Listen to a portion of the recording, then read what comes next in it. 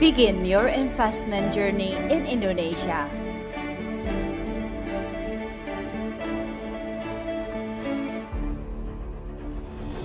Indonesia has growing business opportunities and great investment potential. The majority of the Indonesian population is of productive age. This number will reach its peak in 2030. Supported by a strong economic base, 60% of the gross domestic product comes from domestic consumption. The IMF predicts that Indonesia will be among the top 10 countries with the highest GDP in the world by 2024. To increase its hospitality for investment, Indonesia has built several infrastructures to support economic transformation.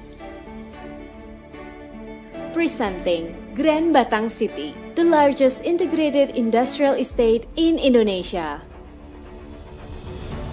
Located in the northern part of Java and as a part of the International Vessel Route, Grand Batang City will become the gate of both national and international economy. Situated in Central Java, a province with the most productive industrial activity in Indonesia, Grand Batang City has direct access to Trans-Java Toll Road, National Highway, double-track railway, also a close distance to the Tanjung Emas International Port and Ahmad Yani International Airport in Semarang. These various connectivities and supporting infrastructures accelerate distribution and economic mobility. With the concept of smart and sustainable industrial estate, Smart Concept in Grand Batang City has basic principles: smart society, smart environment and infrastructure, smart economy, design intervention, smart experience, smart planning. Grand Batang City embraces natural, human, and economic values for future sustainability. Grand Batang City has a total area of 4,300 hectares, divided into 3 clusters: Industrial Estate, the Innovation Center, the Recreational Center. The development begins with Cluster 1 that will have Industrial Area, Commercial Area, Residential Area, Education, Public Facilities.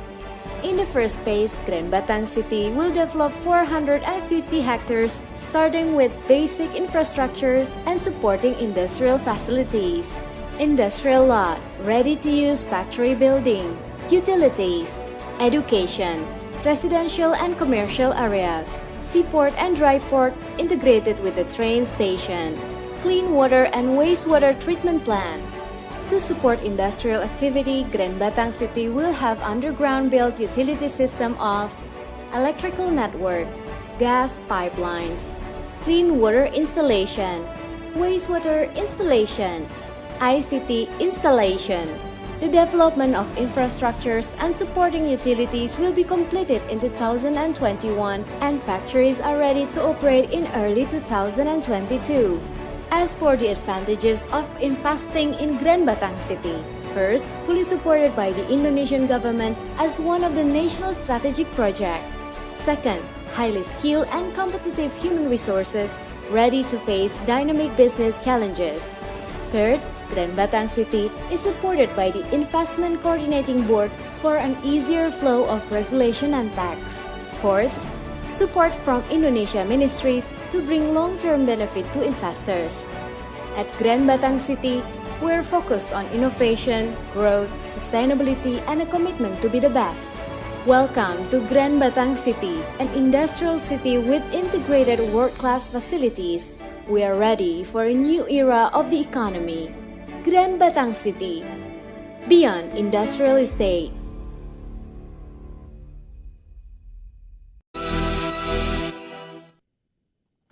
Ya, pemirsa, pemerintah berencana untuk menggratiskan sewa lahan bagi investor di kawasan industri terpadu Batang. Dan langkah ini guna meningkatkan daya saing Indonesia sekaligus menarik minat investor asing ke Indonesia.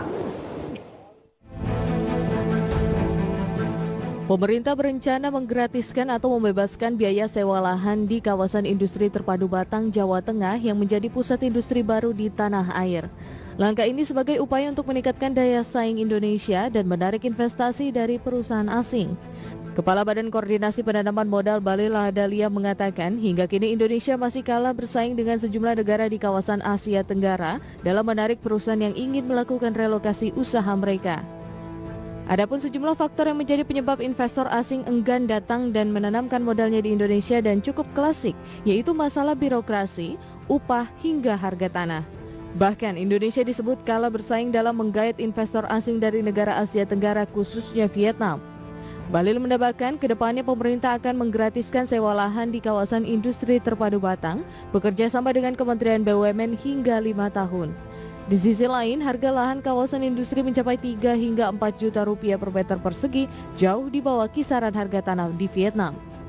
Kalah dengan beberapa negara di Asia Tenggara, seperti Vietnam.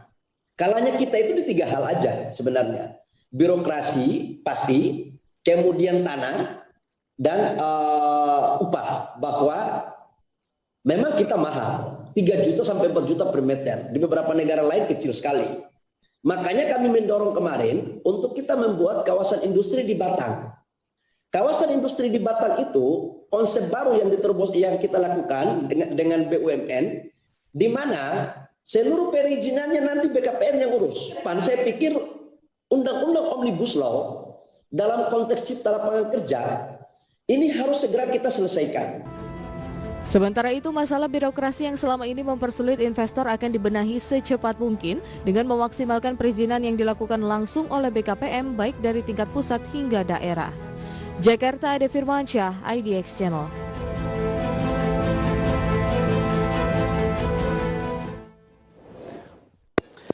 Baik pemirsa, kita lanjutkan kembali perbincangan bersama dengan Bapak Mino, teknikal analis dari Indo Premier Sekuritas. Ya Pak Mino, kita akan lanjutkan kembali perbincangan kita. Menarik begitu, ada rencana dari pemerintah untuk menggratiskan sewa lahan untuk kawasan industri terpadu Batang. Ini akan dibuat oleh pemerintah. Bagaimana Anda melihatnya? Apakah ini bisa mempengaruhi kinerja emiten-emiten yang memiliki kawasan industri misalnya? Silakan.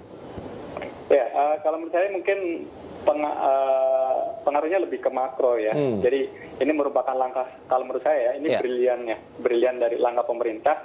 Gimana sih caranya agar bisa menarik investor dari luar, terutama investor yang berminat untuk membangun pabriknya di Indonesia ya. Karena kita tahu di tahun 2019 perang dagang memicu beberapa perusahaan di China untuk memindahkan pabriknya. Dan ini tentunya dengan pembangunan kawasan industri di Batang ya, dan pemerintah berencana untuk menggratiskan sewanya bahkan sampai 10 tahun, itu tentunya sangat-sangat positif untuk makroekonomi kita ya.